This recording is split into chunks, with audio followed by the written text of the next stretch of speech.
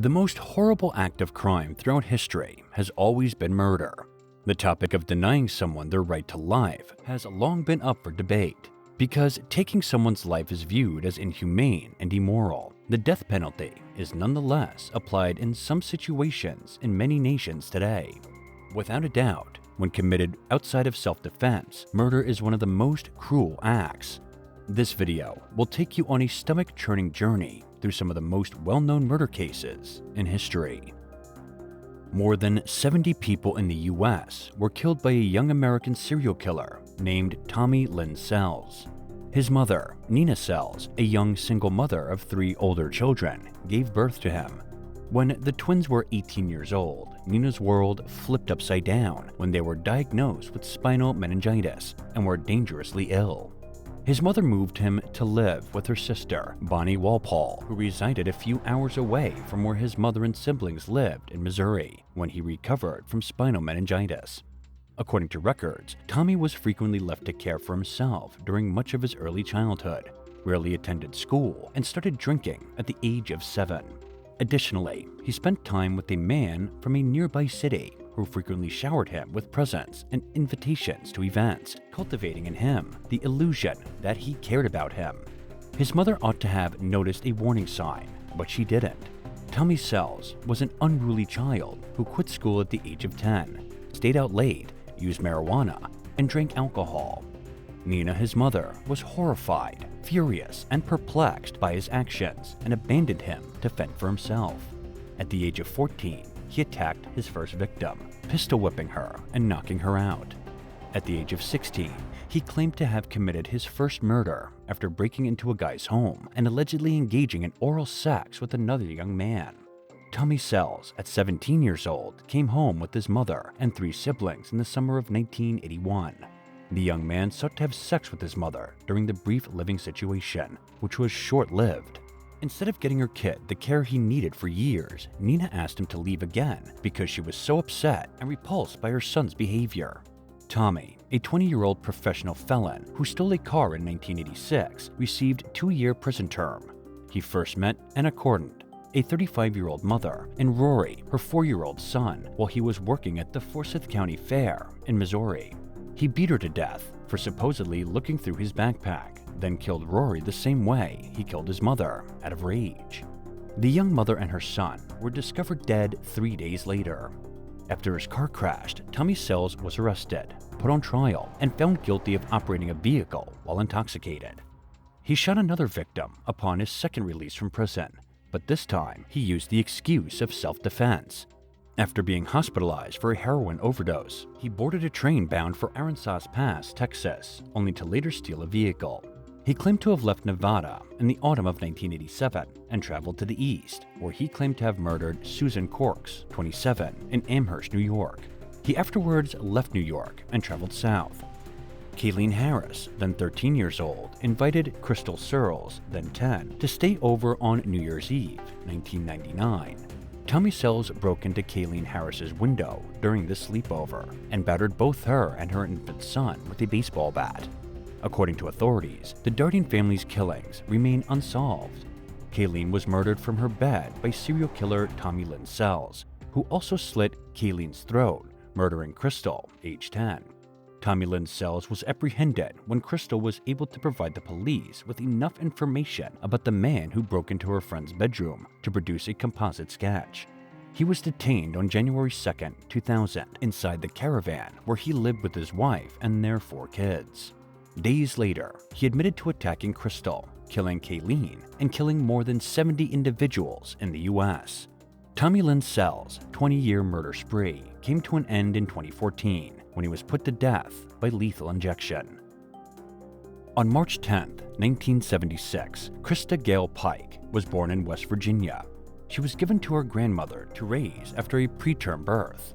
Her grandmother was an alcoholic who shared a home with a man Krista is accused of being molested by since she was a young child. Krista, then 12 years old, was transferred to live with her mother, who was now a nurse but still lacked any maternal instincts after the death of her grandmother in 1988.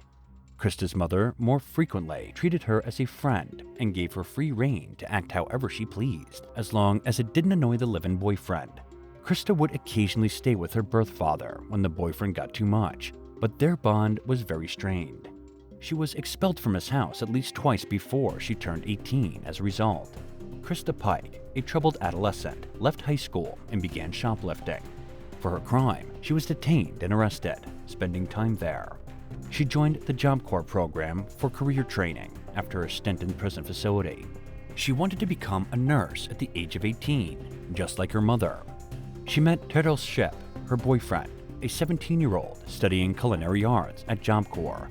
Due to Daryl's terrible upbringing and his mother's financial difficulties, the family was extremely underprivileged and resided in a dangerous area.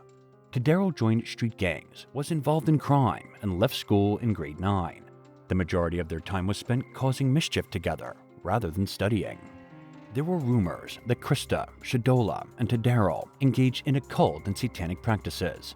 Krista, Shadola, and Daryl were overheard discussing taking part in human sacrifice. They were all interested in the occult.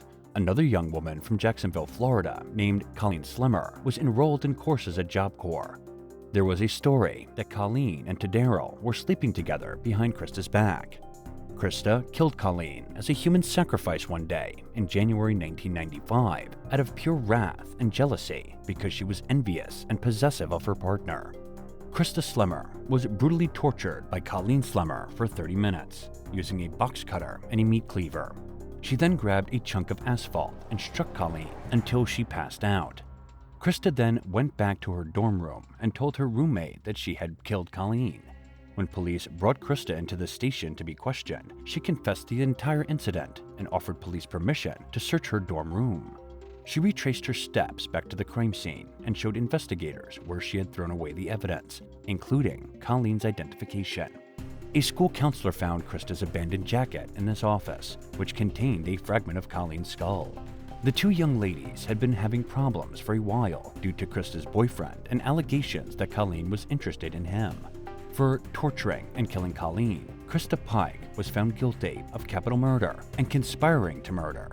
Her frontal lobes were not properly connected, despite the fact that her counselor claimed that she had borderline personality disorder and decreased mental competence. The court decided that although these circumstances were probably a cause of her murder, they did not constitute justification. Krista regretted her actions and told her boyfriend in prison that she missed him. In 1996, Christa Shipp was found guilty of murder and given the death sentence by electrocution. Her boyfriend, Daryl Shipp, was also found guilty. Shadola Peterson, Krista's closest friend, was given probation for testifying against both Krista and Daryl. Krista has been on death row since being given the death penalty by electrocution sentence. In 2004, she made an attempt to kill Patricia Jones by strangling her with a shoestring. A 46-year-old Tennessee prisoner named Christa Pike admitted to her crimes during a taped phone chat with her mother. In 2012, she was accused of attempting to flee while under arrest for first-degree attempted murder, but no charges were ever filed. May Martinez asked the court to set a date for her execution in a petition submitted last year. Due to her declining mental state, her defenders are requesting that her death sentence be changed to a life sentence in prison. According to a police interview transcript, the man who was found guilty of kidnapping a Wisconsin girl and killing her parents told police that he never thought Jayme Closs would escape because she was terrified, and that after keeping her captive for 2 weeks, he thought he'd get away with his crimes. Jake Patterson admitted to being just explicitly terrified of me after his arrest in January. The Wisconsin Department of Justice disclosed thousands of pages of investigative documents on Friday, including the transcript of Patterson's police interview. The documents contain information on tips authorities received while looking for Jayme, as well as evidence gathered following her escape, redacted portions of some of the files. After entering a plea of guilty to 2 counts of intentional killing and 1 count of kidnapping in March, Patterson, 22, is now serving a life sentence. He acknowledged that on October 15, 2018, he broke into Jayme's house, shot her parents, James and Denise Closs, carried her away, and imprisoned her for 88 days before she made a daring escape, 13 years old at the time. According to Patterson's interview transcript, he acted impulsively and directed Jayme's movements within the cabin where she was detained. Patterson claimed to have held Jayme out of fear and told investigators he never added more locks to the windows or doors because he felt she would never leave. I simply believed her and that she wouldn't attempt to flee, he said. The Barron County, Wisconsin Sheriff's Department shared this undated file photo of Jayme Closs, who went missing on October 15, 2018, following the discovery of her parents' fatally shot bodies at their Barron, Wisconsin home. According to Patterson, he first threatened to murder Jayme if she made a sound or moved. When they got to his cabin, he allegedly burned her clothes, dressed her in his clothes, and then put her on the bed. He claimed that when she fell asleep, he slept on the couch because he felt bad about what he had done. He claimed to have given her food and water, but at first she refused to eat. He added that she learned quickly that he would lose his temper over trivial things, so she tried to be kind to him to keep him from hurting her. He claimed that at first he believed he would be caught, but as time passed, he began to believe he would get away with it and didn't feel as guilty. The transcript states that he was relying on mind things to prevent Jayme from escaping. When his father or other visitors arrived, he also had her keep quiet. When Ice first said, "You know, you have it really good here. I'm treating you well," and she'd be like, "Yeah, okay," she would respond, "Yeah, okay. You could have it a lot worse here," I told him, as he recalled. He claimed that at one point, while inebriated and feeling bad, he allowed Jayme to send her aunt a letter to inform her family that she was still alive. He claimed to have intended to deliver the letter, but when he was apprehended, he told authorities that it was still in the cabin. According to Patterson, Jayme occasionally accompanied him on walks around the garden, but she never left the premises. Authorities questioned Patterson about his attempts to alter Jayme's appearance.